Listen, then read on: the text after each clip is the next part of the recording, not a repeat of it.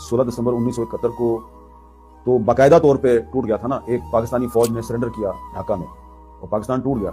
लेकिन पाकिस्तान जो तोड़ने का मंसूबा है ये 1962 में बनाया गया था, 1962 में, और ये मंसूबा इंडिया ने नहीं बनाया था। ये मंसूबा पाकिस्तान के सदर और पाकिस्तानी फौज के सरबराह जनरल अयूब खान ने बनाया था 1962 में। यकीनन मैं जो बात कर रहा हूँ इसका आपको सबूत भी दूंगा, डॉक्यूमेंट्री एविडेंस भी आपको दिखाऊंगा। और एक सवाल जो है वो मैं ये आज उठाना चाह रहा हूँ कि ये जो हाल ही में इसराइल और हमास की जो गजा में लड़ाई हुई, इसमें आपने देखा कि इसराइल की इतनी बड़ी फौज थी, उसकी इतनी पावरफुल एयर फोर्स थी, उसके पास नेवी भी थी, तो उसको अमेरिका की और पूरे वेस्ट की मदद भी हासिल थी। और दूसरी तरफ हमास जो है वो सिर्फ एक छोटी सी एक रेजिस्टेंस फोर्स है जिसके पास ना टैंक है, ना ही उनके पास एयर फोर्स है और कोई उनके पास भारी भरकम असला भी नहीं है। तो कई हफ्ते से उन्होंने अपनी मज़ाहमत जारी रखी हुई है। जबकि 1971 में जो इंडिया और पाकिस्तान की जंग थी ये बमुश्किल 2 हफ्ते चली थी, तकरीबन 13 दिन, और इससे पहले जो 1965 की जंग थी वो 17 दिन चली थी। तो ये भी एक सवाल पैदा होता है कि 1971 में तो पाकिस्तान के पास इतनी बड़ी फौज भी थी और इतनी बड़ी एयर फोर्स भी थी और नेवी भी थी, तो पाकिस्तानी फौज जो है उसने ढाका में सरेंडर क्यों कर दिया? ये जिस तरह हमास वाले जो हैं ये लड़ते गए इसराइल के सामने इन्होंने हथियार नहीं डाले, तो पाकिस्तानी फौज भी तो ये कर सकती थी, क्यों नहीं किया उसने?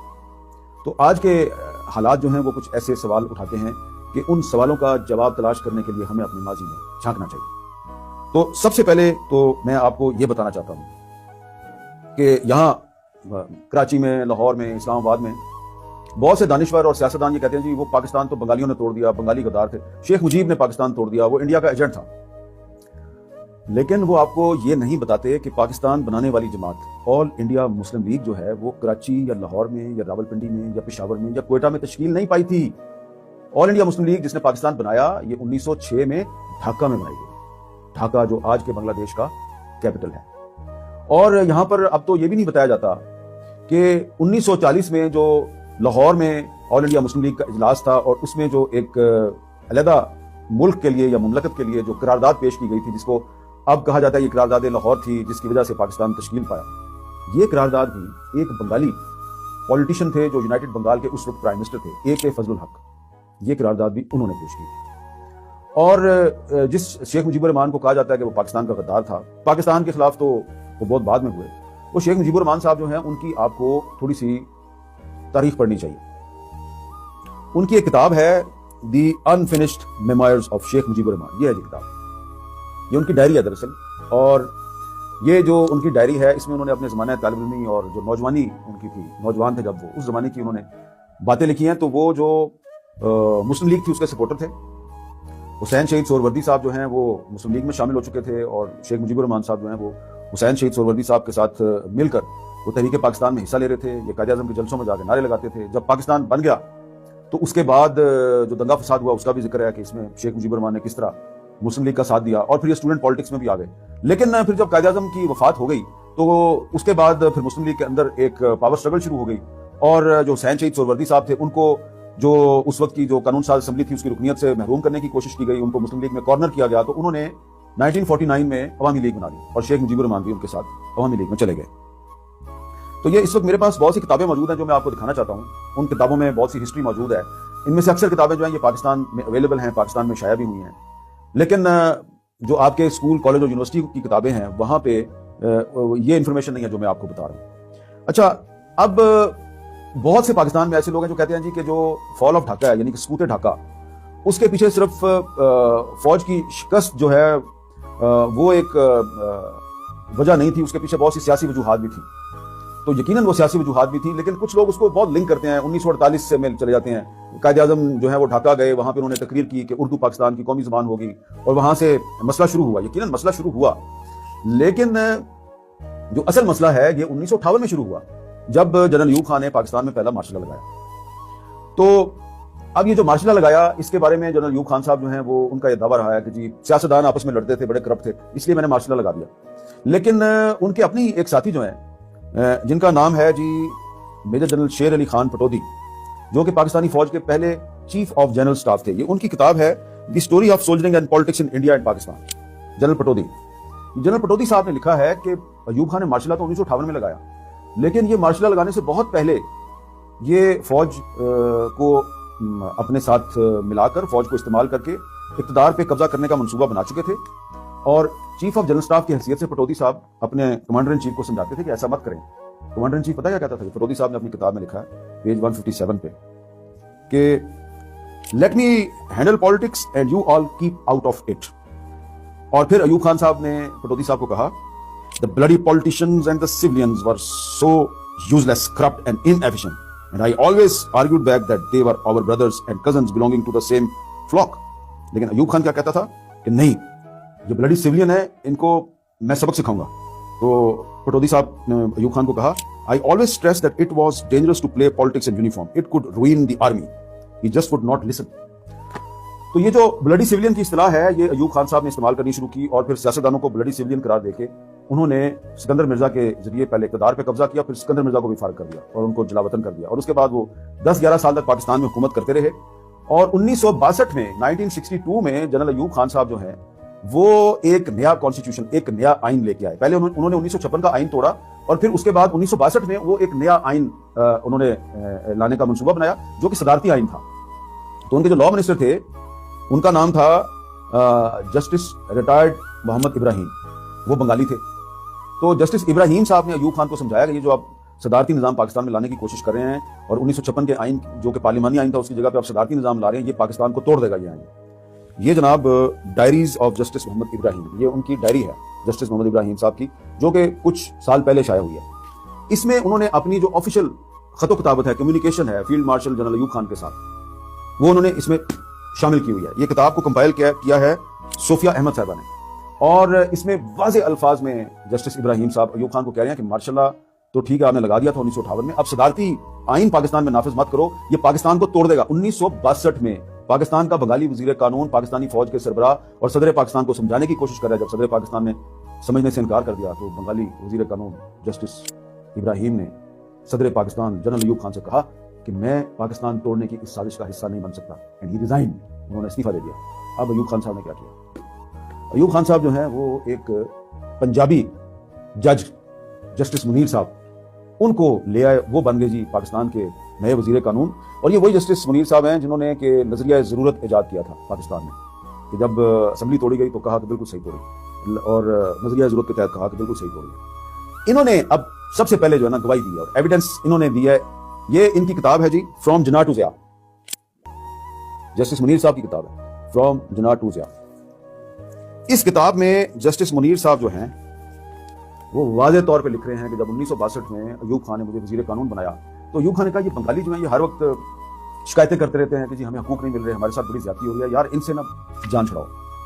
جی پاکستان کا جو پریزیڈنٹ ہے، جو فوج کا سربراہ بھی تھا، اس نے اپنے لا منسٹر سے کہا بنگالیوں سے جان چھڑاؤ. اس کتاب کا پیج 93 ہے. اور جسٹس منیر صاحب لکھ رہے ہیں کہ پھر میں ایک بنگالی منسٹر تھا رمیز الدین، میں اس کے پاس گیا، میں نے اس کو کہا یار کوئی آپس میں مذاکرات کرتے ہیں. کس بات پہ مذاکرات کرتے ہیں؟ کہ تم پاکستان سے تم نکل جاؤ یا ہم نکل جائیں، کوئی علیحدگی کا منصوبہ بنائیں، کوئی کنفیڈریشن بنا لیں. ایگزیکٹ الفاظ کیا ہیں؟ One day while I was talking to Mr. Ramizuddin, who had been a minister in Bengal or East Pakistan, I broached the matter to him. His reply was prompt and straight. He asked me whether I was suggesting secession.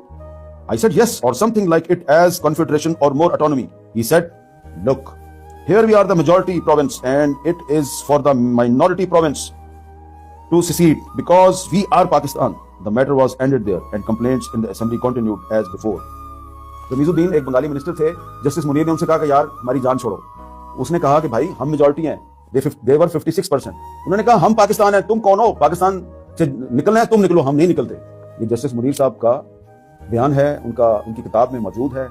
یہ ثابت کرتی ہے کہ government of Pakistan کے دو اعلیٰ شخصیات، president of Pakistan اور law minister, 1962 میں پاکستان توڑنے کے لیے بنگالیوں سے مذاکرات کر رہے تھے. یہ پاکستان توڑنا چاہتے تھے، بنگالیوں نے کہا ہم نے پاکستان نہیں توڑنا. اچھا، میرے پاس اس موضوع پہ بہت ایویڈنس ہے کہ ایوب خان کے زمانے میں پاکستان توڑنے کی باقاعدہ ایک کوشش کی گئی. میرے پاس بہت ایویڈنس ہے، بہت کتابیں. میں سب کتابیں آپ کو نہیں دکھانا چاہتا کیونکہ ٹائم میرے پاس اتنا زیادہ نہیں ہے، لیکن ایک اور جو میں آپ کو ایویڈنس دکھانا چاہتا ہوں، the end and the beginning Pakistan 1969 and 1971. یہ کتاب ہے، یہ ہے جی ہربرٹ فیلڈمین کی، اور اس میں اس نے ایک برطانوی اخبار ہے the Daily Telegraph London, اس میں 1 اپریل 1972 کو جنرل ایوب خان کا ایک انٹرویو شائع ہوا ہے جو ریپروڈیوس کیا گیا ہے اس کتاب میں. اور یہ کتاب جو ہے یہ انگلینڈ سے شائع ہوئی. اس کتاب میں جنرل ایوب خان صاحب جو ہیں وہ کہہ رہے ہیں کہ I had planned to offer independence to East Pakistan, but that certain things came in the way and I could not do it. یہ بہت کلیئر ہے کہ ٹھیک ہے پاکستان 16 دسمبر 1971 کو باقاعدہ طور پر ٹوٹ گیا after the surrender of Pakistan army, لیکن پاکستان توڑنے اور بنگالیوں سے جان چھڑانے کا منصوبہ جو ہے یہ ایوب خان نے 1962 میں بنایا تھا۔ اب اس موضوع پہ ایک پاکستان کے ایک بہت سینئر سیاستدان تھے، 1973 کا آئین بنانے میں ان کا بڑا اہم کردار تھا، وہ ہماری قومی اسمبلی کے اپوزیشن لیڈر تھے اور ان کا نام تھا خان عبد الولی خان۔ یہ ان کے ایک ساتھی تھے محمد فاروق قریشی صاحب، ان کی کتاب ہے ولی خان اور قرارداد پاکستان۔ اس کتاب کو باچا خان مرکز پشاور نے دوبارہ بھی چھاپا ہے، میرے پاس اس کتاب کا اولڈ ورژن موجود ہے جو لاہور میں شائع ہوا تھا، اور اس کتاب میں ہفت روزہ چٹان ایک لاہور سے ایک میگزین نکلتا تھا، آغا شورش کاشمیری صاحب نے اس کو شروع کیا تھا، تو اس میں 1981 میں ولی خان صاحب کا انٹرویو شائع ہوا جو اختر کاشمیری صاحب نے کیا۔ اس انٹرویو میں ولی خان نے بتایا کہ 1968 میں ان کو جنرل ایوب خان نے بلایا اور بلا کے کیا کہا، پہلے تو ان کو ڈرایا کہ تم لوگ جو ہے نا میرے خلاف تحریک مت چلاؤ ورنہ پھر ملک میں دوبارہ مارشل لا لگ جائے گا، اور اس کے بعد کہتے ہیں جی بڑی انٹرسٹنگ چیز ہے یہ، اسی گفتگو کے دوران ایوب خان نے کہا ولی خان یاد رکھو ہم جب تک مشرقی پاکستان سے جان نہیں چھڑاتے ملک ترقی نہیں کر سکتا، ہمیں یہ کام کرنا پڑے گا، میں چاہتا ہوں تم ہمارے ساتھ مل کے کام کرو، ہمیں ایک مستحکم پاکستان کی ضرورت ہے۔ مستحکم پاکستان کا کیا مطلب ہے؟ ایوب خان صاحب کہہ رہے ہیں ہمیں ایک مستحکم پاکستان کی ضرورت ہے، اس کے لیے مشرقی پاکستان سے جان چھڑاؤ۔ کس کو کہہ رہے ہیں؟ ولی خان کو، جس کو خود حکومت پاکستان نے غداری کے الزام میں کئی دفعہ گرفتار کیا۔ تو ولی خان کا جواب کیا ہے؟ کتاب میں موجود ہے، میں کتاب سے پڑھ رہا ہوں۔ ولی خان کا جواب ہے ہم مشرقی پاکستان کی علیحدگی میں آپ کی مدد نہیں کر سکتے، بلکہ مشرقی پاکستان کو بچانے کے لیے ہر اس طاقت سے اتحاد کریں گے جو ان لوگوں کو اقتدار سے الگ کرے جو مشرقی پاکستان کے خلاف سازش کر رہے ہیں۔ آج آپ یہ کہتے ہیں کہ مشرقی پاکستان سے جان چھڑانے سے پاکستان مستحکم ہوگا، وہ آپ کی موجودگی میں تو کبھی بھی نہیں ہوگا۔ پھر کل آپ کہیں گے کہ صوبہ سرحد سے جان چھڑا لیں تو پاکستان مضبوط ہوگا۔ صوبہ سرحد کا مطلب ہے خیبر پختونخوا، اس وقت اس کا نام صوبہ سرحد تھا۔ تو جناب یہ اتنی زیادہ ایویڈنس ہے، اس کے علاوہ بھی میرے پاس بہت سی کتابیں ہیں اس موضوع پہ، لیکن میں نے آپ کو بتانا یہ ہے کہ یہ جو ایوب خان صاحب تھے یہ پاکستان خود توڑنا چاہتے تھے۔ اچھا، اس کے باوجود بنگالی جو ہیں آپ دیکھیں بڑا ہی ایک ہماری تاریخ کا دلچسپ پہلو ہے کہ general Ayub Khan, justice Munir, general Ayub Khan کا تعلق خیبر پختونخوا سے ہے، جسٹس منیر کا تعلق پنجاب سے، لاہور سے، یہ سارے مل کے پاکستان توڑنا چاہتے ہیں، بنگالیوں سے جان چھڑانا چاہ رہے ہیں۔ بنگالی کہتے ہیں نہیں ہم نے پاکستان سے نہیں جانا، ہم نے پاکستان کے ساتھ رہنا ہے، ہم نے تو پاکستان بنایا ہے۔ تو پھر اس کے لیے بنگالی جو ہیں انہوں نے ایوب خان نے جب 1964 میں صدارتی الیکشن کا اعلان کیا تو محترمہ فاطمہ جناح نے ان کے مقابلے پہ الیکشن لڑنے کا فیصلہ کر لیا، صدارتی الیکشن۔ تو سارے بنگالی جو ہیں ان کی بڑی اکثریت، اور باچا خان، ولی خان، خیر بخش بری، عطا اللہ مینگل، یہ سارے لوگ محترمہ فاطمہ جناح کے ساتھ کھڑے ہو گئے، اس میں مولانا مودودی بھی آ گئے اور بھی بہت سے لوگ تھے۔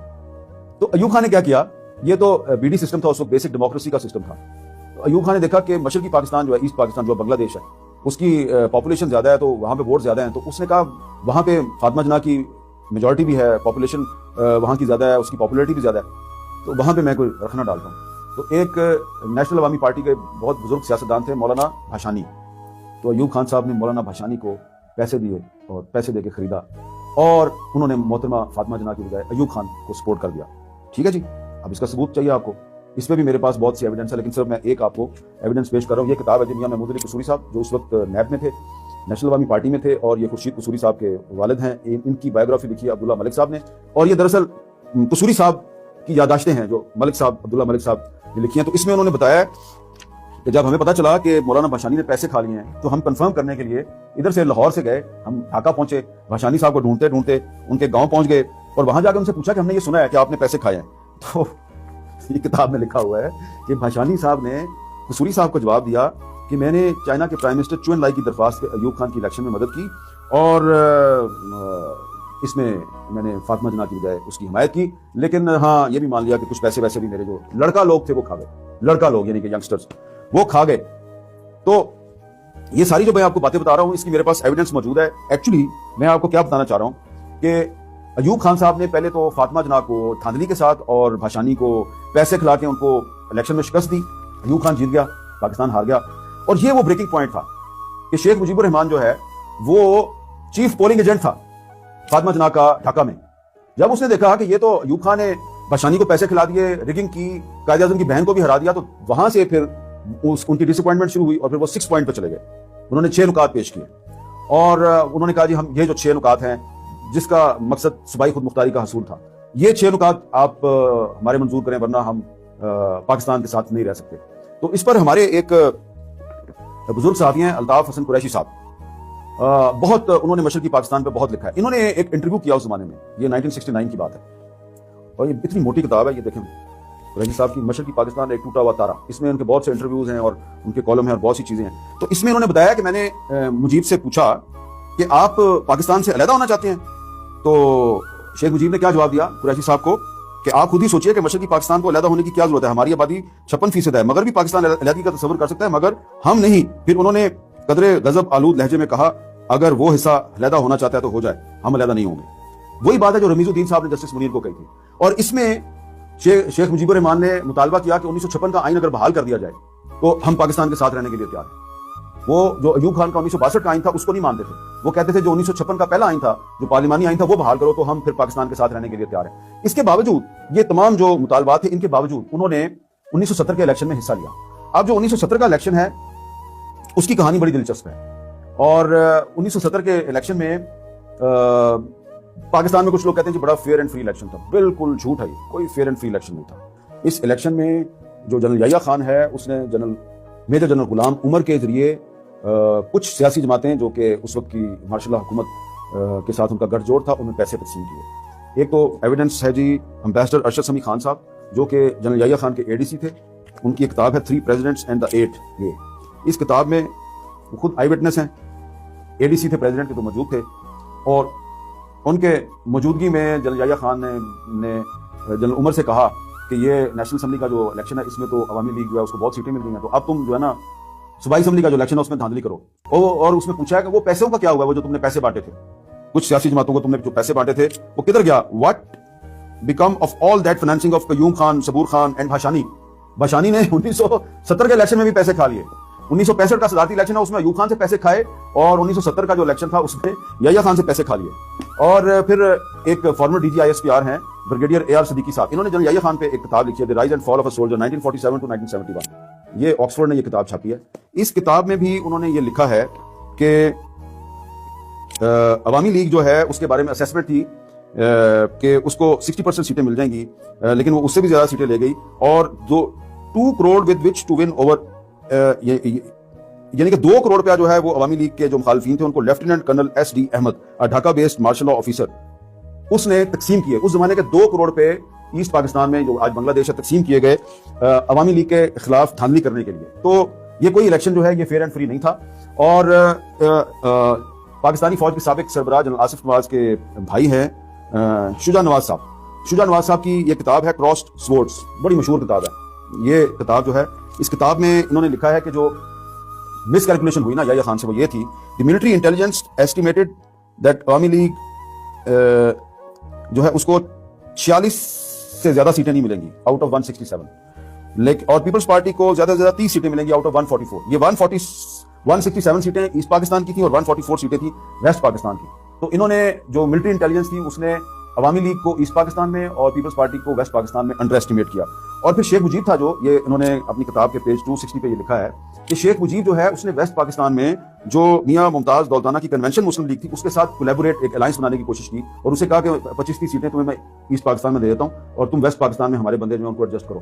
تو شیخ مجیب جو ہے وہ یونائٹڈ پاکستان کا پرائم منسٹر بننا چاہتا تھا, لیکن یہ منصوبہ جو ہے یہ آگے چل نہیں سکا. تو الیکشن ہوا, الیکشن میں شیخ مجیب کو میجورٹی مل گئی, اس کو ٹرانسفر آف پاور نہیں کیا گیا, اور جب ٹرانسفر آف پاور نہیں کیا گیا تو اس کے نتیجے میں حالات خراب ہوئے. عوامی لیگ کا جو موقف تھا اس میں سختی آ گئی, اور پھر بجائے کہ آپ ان کو ٹرانسفر آف پاور کریں, اسمبلی کا اجلاس جو ہے وہ اس کا بلانے کا اعلان ہوا, تو اس کے بعد یہ کہا گیا کہ اسمبلی کا اجلاس نہیں ہوگا. اور اس کے بعد جب ایجیٹیشن شروع ہوا تو اس کو ختم کرنے کے لیے فوج نے ایک ملٹری آپریشن شروع کر دیا. اب جب